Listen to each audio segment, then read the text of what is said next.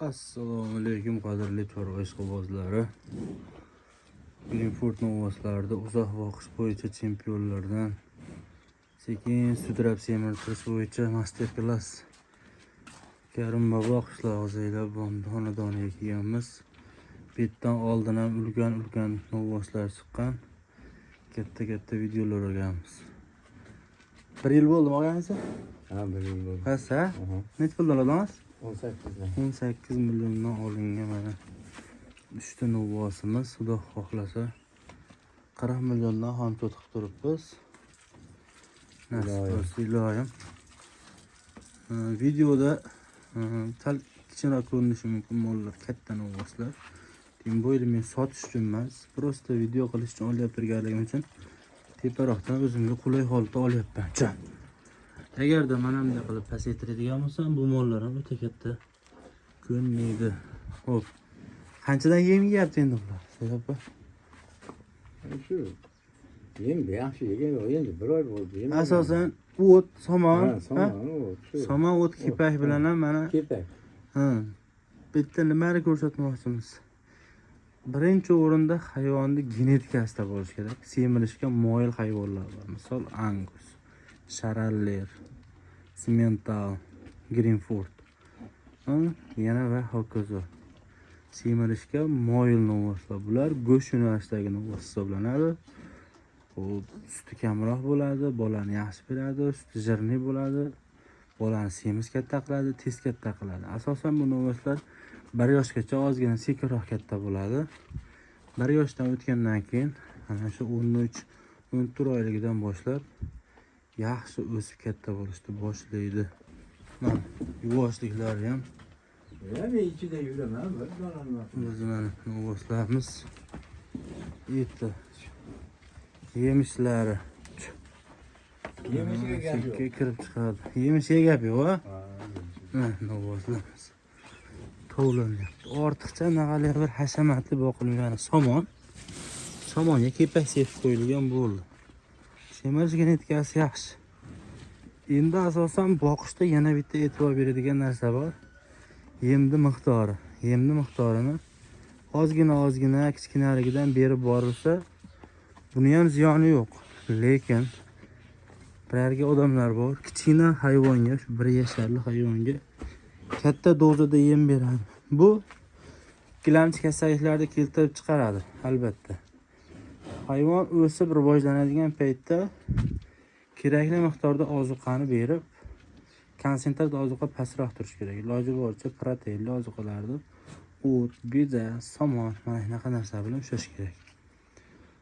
Xo'p, Germaniya texnologiyasi bo'yicha, Germaniya texnologiyasida 6 xil silos bosilgan. 6 xil va undan ortiqroq.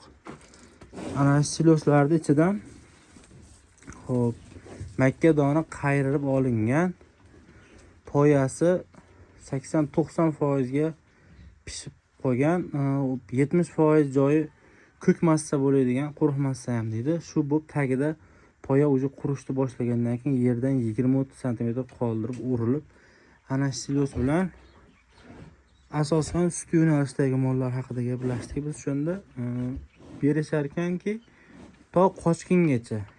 Bu nima degani? Kuchli ozuqa bilan boqilmaydi. Makkasi bor ozuqa bilan boqilmaydi. O'rtacha holatdagi ozuqa bilan boqiladi. Eti semiz bo'lmaydi. Ozg'indan ozgina yuqori holatda turadi. Bu o'sha necha yillar davomida chorvachilik rivojlangan davlatlarda o'z samarasini berib kelgan usul. Bitta ham qisman o'shandan foydalanishadi. Ya'ni nimaki, kichkinaligidayoq hayvonga birdaniga ko'p yem berib bormaydi. Oz-ozdan berib boradi. Xo'p, yetilib o'sha 18-19 oylik bo'lgandan keyin asta berishni boshlaydi. Mollarimiz mana shu. Ortiqcha maqtash boshqa kerak endi. O'zlaring primenni hisobini chiqarib olasizlar. 18 dan oldim dedingiz, a? 18 milliondan olingan mol. Bunaqa katta ozuqa bilan oyiga 400 ming bilan ham boqilmagan, to'g'rimi? Ha, to'g'ri. Somon oddiy kepak 300 mingdan jicha o'tibroq baqirib kelinyapti turgan mollar. Hali ham bunaqa katta yem yeb nima qilgani yo'q. Mana bu ancha yildan beri mol boqyapti, xudo xolasa Mol boqish bo'yicha ancha master klass ham o'tadi. Endi ancha yil bir dam oldingiz a? Boqishda. Ancha yildan beri mol boqqanim yo'q deyishdi. Mana endi Ularga yem berib tursangiz o'ziga olar ekan. yana oladi. Shu boqaman deganlarga nima maslahat berasiz? Baqish kerak a? Baqish kerak. Negativ bildirsa bildirib yuraveradi. Molda foyda yo'q desa yuraveradi. Ha, Molda foyda yo'q desa. baqish kerak ekan. Shu Ham foyda bor. bitta ikkita bo'lsa ham baqish kerak a? Ha, baqish kerak. Yana bitta narsa, men o'zim 97-yilman. O'sha maktabda 7-sinf, 8-sinfda o'qib yurganimizda 9da ham desam bo'laveradi. Обязательно o'tga chiqardik biz. Boshimizda o't ko'tarib kelib, velosipedda oldi roliga bir cheshab o't ko'tarib kelib, bir kunda 6 res, 7 res o't qilardik. Hozir o't qiladigan odam ham qolmagan. Yo'q, o't qilmay qo'ydi. Faqat hamma narsani sotib oladi. Dala to'la o't, paxtazorlar, o'zi paxtaga o'g'rimga tushadi. Oldin paxtazorni ichiga kirgizmasdi. O't qilma deb. Hozir nabarat fermer elanyapti. O't qilib yo'lini ochib ber, ertaga paxta teradi, kombayn kiradi deb. Kirib, agar erinmaydigan odam bo'lsa, ozgina vaqti bo'lsa birinchi o'rinda, keyin mehnat qilmaymiz-dan semirib ketyapmiz deyveramiz. O'sha kirib ozgina harakat qiladigan oilada odam bo'lsa, o't bilan boqilsa ham ozgina kepak hisoblanadigan bo'lsa, hozirgi kunda ham 7000, 8000 bilan ikkala kepak 7000 bo'ladi-da. 7000 bitta pres ketmaydi, misol bitta molga bitta presda 3 dan 1 qismi ketadi. Pres 8000, 10000 olingan, 3000, 10000 o'ti bilan ana mehnatingiz 10000 bilan mol boqsa bo'ladi. Bu oyiga 300 mingga to'g'ri keladi. Yiliga 9 million. Yo'q, 300 ming bo'lsa, yiliga 3 million atrofida, 3 million 600 ming bilan boqsa bo'ladi. Endi bu yemlash emas, oxirigacha emas, lekin mana shunaqa agar hop genetikasi semirishga moyil hayvon bo'lsa, ana shu holatda ham semiraveradi. Mana shular ham katta miqdorda 2 kilo, 3 kilolar kunjara yegan joyi yo'q hali. Faqat mana shu quruq xashak massa bilan yeb kelinyapti. Kepak, somon. Kepak somon bo'ldi. Genetika mana shunaqa gapiradi akalar.